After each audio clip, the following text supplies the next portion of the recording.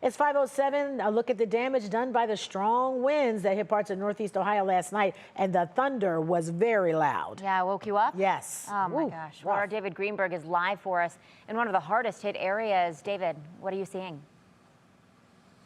Yeah, good morning, Isabel, Danita, here in Highland Heights on Wilson Mills and Stanwell Drive, and this is one of the hardest hit areas. I want to start with some good news here. The good news is that thankfully nobody was injured in these storms. That's always, a very cautious thing, but again, nobody injured here. But you're taking a look at some of the damage this morning. This is really the big one. The tree had split in half. It had fallen over, knocking over some of the power lines over on Wilson Mills Road. We're being careful here in this front yard because, as you can see here, some down power lines are still there. We did check the outages this morning for you. We're checking them every 15 minutes or so. We've seen that number start to go down a little bit. It's just under around triple digits at this point in time. And as we've gotten closer to this area, we have seen more of the houses sort of without power. Some are starting to kind of come back on here this morning.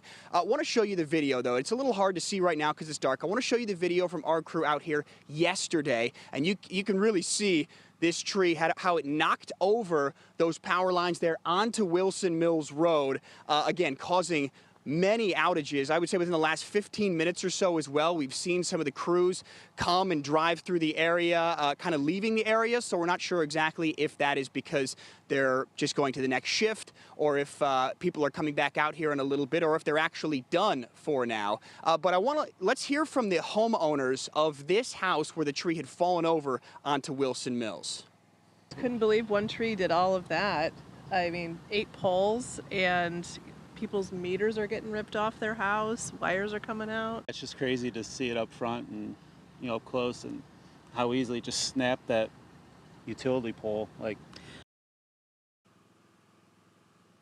Yeah, and you could just hear from them how shocking it was. It must have been being inside the home at the time. Again, thankfully, nobody injured in these storms. That is really the big thing. But again, you can just see the impact of the damage and just imagine how strong those winds must have been. Matt, I want to bring you in here because, again, microburst is something that doesn't really happen all that often. We're familiar with tornadoes, but microburst, what's the difference between the two? Yeah, David, great question. So microburst produces very, very localized damage. We're talking like 2 miles and that's it. So how did this develop, and do we have a risk of it today? Let's talk about that. Here's your thunderstorm. Here's the difference with a microburst. You have dry air. Normally there's moisture all the way up in the cloud, but yesterday and what could happen again today is we have dry air in the middle half of the cloud.